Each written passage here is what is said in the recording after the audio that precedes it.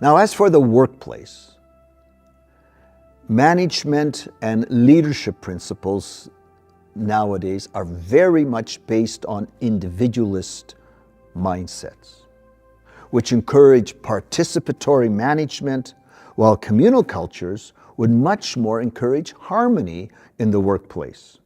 Hiring policies are very different. In communal cultures, a company would really take the person's in-group or their family into account, and they would actually want to hire a relative. This is less risky because the company will want to know who this person is, and the best references, of course, are the person's relatives. And the new employee will want to keep the family reputation. So this actually is a good pressure. It creates a good work ethic in that sense. Now, in individualist cultures, companies will hire on personal merit, which includes things like education and experience, and really there's very little, if anything, about the person's family or background.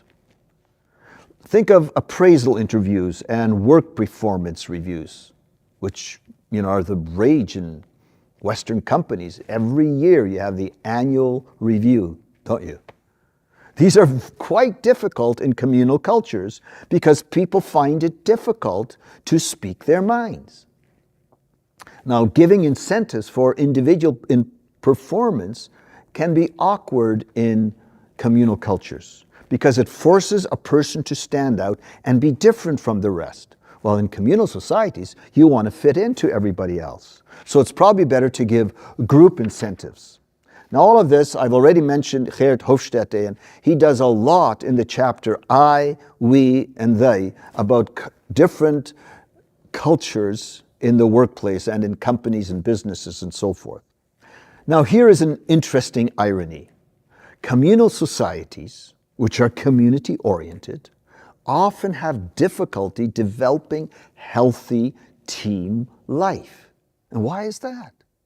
I think it's because of this deep-seated competition for honor. So while there's strong loyalty and solidarity within the team for the company or the organization, often, for example, when one member has an idea and that idea is then accepted, people think, oh, that person now gets honored and acknowledged, and the rest of us then, does it mean we get dishonored and we're not recognized? And so team members struggle with who gets the credit. Now, individualist societies normally function easier in team situations. This is because in a team, ideally, every individual is encouraged to just play out their personal roles. Each person is more relaxed about who they are and what other person's roles, and you just mind your own business. In leadership, a key issue is power.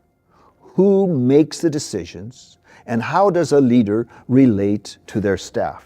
Now, we'll discuss leadership in detail in a module later on, but very briefly, in communal societies, leaders use their power and their position to be directive, and staff follow the leader, and there is harmony, supposedly, in the team. While in individualist societies, a leader will encourage staff to speak up and take initiative and develop on their own, and leaders will try to build capacity for individuals to develop and move forward.